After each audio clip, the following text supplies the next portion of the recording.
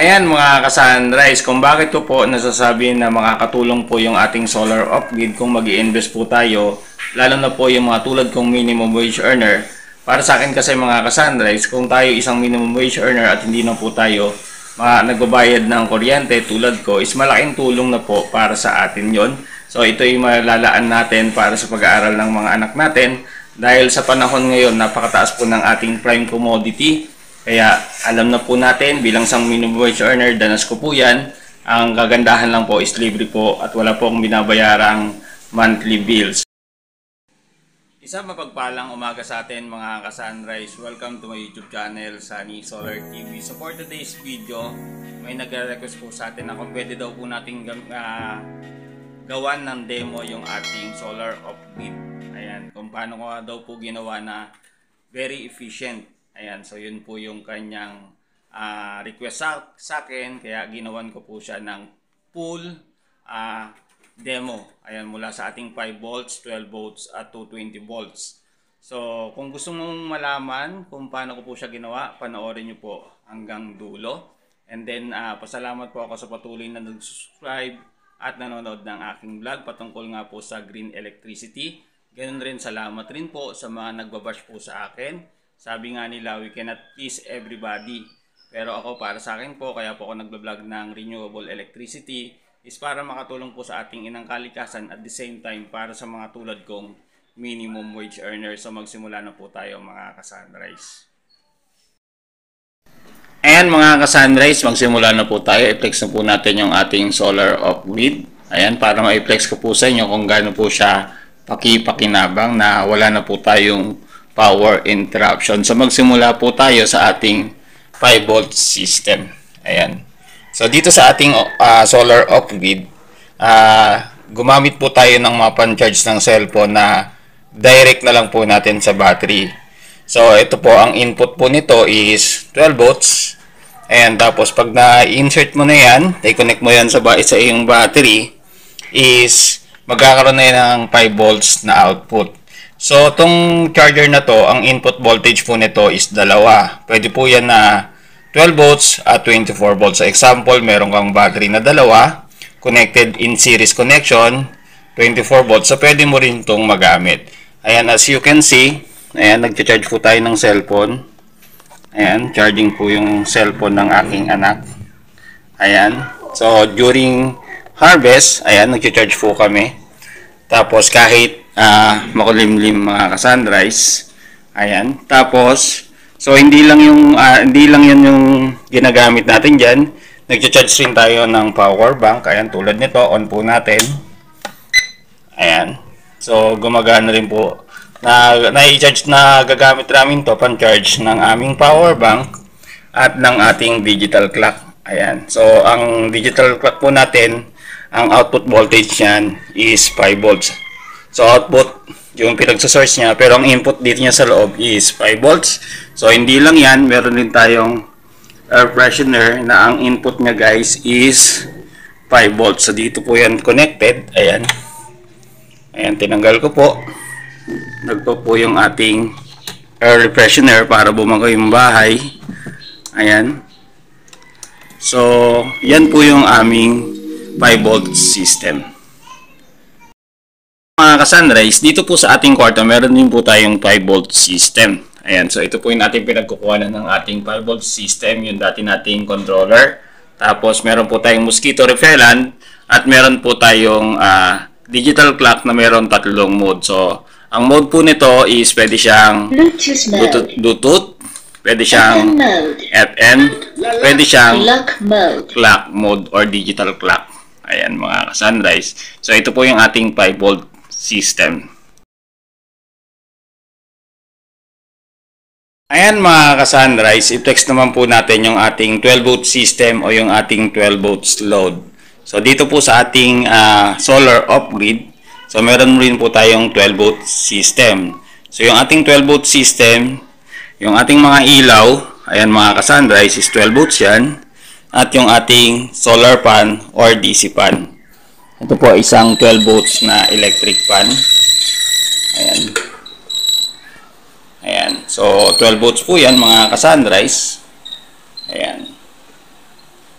So, upo muna natin kasi maingay. Ayan. At pag manonood po tayo ng TV, is gamit po natin dyan is yung ating DC buck converter. So, dati, once na nanonood po kami, ginagamit po namin itong UPS. Pero dahil nasira to at naayos na po, is ginawa ko na lang para hindi po na-interrupt yung aming pag-washing. Ang ginawa ko sa kanya para once a week na lang po namin gagamitin tong UPS pang washing, pero hindi ko sinasuggest na gamitin natin to sa washing kasi ito lang yung aming resources. At pwede naman kasi 50 to 60 Hz, pero hindi ko sinasuggest na gamitin po natin to sa washing. Dapat po talaga inverter or toroidal inverter. So mag-invest po tayo sa inverter para at least ma-preserve po natin to, para magamit po natin to sa TV just in case makabili po tayo ng bagong TV. Ayan, so dumako na po ulit tayo dito sa ating 12 volt system. So ang ginawa ko dyan mga kasandrice is yung ating TV na 12 volts is ginawan po natin ng inaram po muna natin yung power supply ng ating ng packet wifi natin kasi wala rin naman kaming load. So hiniram ko muna yan at ginamit ko muna na power supply ng aming TV. Ayan, so as you can see, naka-on po yung ating DC-DC buck converter. Ayan po yung kanyang output, 12 volt 12.7. Ayan, so on po natin. Ayan, so dito po tayo, nilagyan ko po siya ng switch na pag magbubukas siya kaya siya may load, para pagka gagamitin ng anak ko, ito na lang po yung kanilang i-off on para makapanood po sila ng TV. So once na on nyo na po yan, is pwede na pong manood ng TV.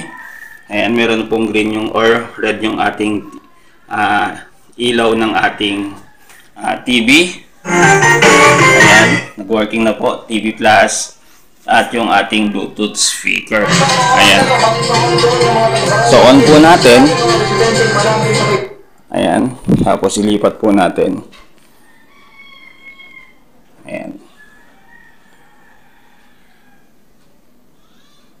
Ayan, so ayan po, working na po yung ating, ayan, hinaan ko lang para walang sounds. Ayan, so working na po yung ating 12 volts na TV. Ayan, gamit yung ating TV Plus at yung ating Bluetooth speaker. So pati yung ating DC fan mga ka-sunrise. So pati yung ating ilaw. Ayan. So, yan po yung ating 12 volt system, mga ka-sunrise. Ayan, mga ka-sunrise. So, working na po yung ating 12 volt system. Ayan. Tapos, yung ating TV na 12 volts. At yung mga ilaw po natin. At yung ating mga 5 volts na gamit kahit masama po yung ating panahon. As you can see, wala pang masyadong araw. So, time check guys is 7:45 ng umaga. So ngayon guys, is-off po muna natin. So pag i-off po ito ng mga anak ko, pag wala po ako dito, ginawa po natin na friendly use po yung ating system. So una, is-off lang pong TV. Ayan. Tapos i-off lang yung load. Ayan. As you can see my sounds, pag in-off po natin to, ayan. So wala na po at wala na rin pong load. Ayan. Wala na rin po tayong wattage na makikita mga ka-sunrise sa ating DC-DC buck converter. Ayan. So next naman po natin yung ating 220 volts kasi gawa na po yung ating UPS.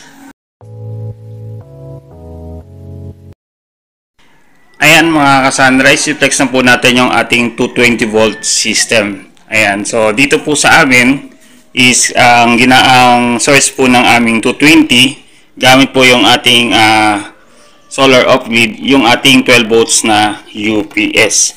So ito ay parang isang inverter. Ang UPS nga po pala is unrateable power supply. So on po natin yung ating UPS. Ayan, so meron na po siyang power on. Ayan, naka-indicate na po sa kanya. Tapos meron po tayo dito na high voltage and low voltage protection. Ayan. So nakikita nyo po yung voltage is to 32 volts to 33. So ngayon guys, ayan, so ito po yung extension. Ilagay po natin dito. Ayan. Tapos meron din po tayong ilaw dito, no? Para makita nyo po na yung itong ilaw na yan guys is 220 yan. So saksak po muna natin. Ayan, saksak po natin. Ayan. Ayan.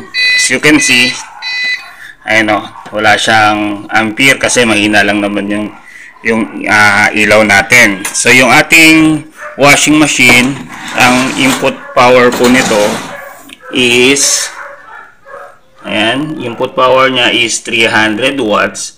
So ngayon, isaksak po natin yung ating washing machine. Ayan, nakasaksak na po siya. Tapos, paganahin na po natin, no? Ayan, gumagana na po yung ating washing machine. Tapos, yung input power niya, guys, is, ayan, 1.1 ampere. Ayan, so kung i-multiply po natin yan. Ayan mga ka-Sunrise, kanina meron po tayong 233 volts. So ngayon, ang ampere niya is 1.1. So i-multiply po natin siya. So multiply po natin sa kay 1.1. So ating equals. So meron po tayong output na 256 yung power consumption niya mga ka-Sunrise. And malinaw po, ang ating consumption is 256 watts. Sunrise, ulitin po natin. Ayan po, meron tayong nakukuha na 1.2. Ayan, tumataas siya.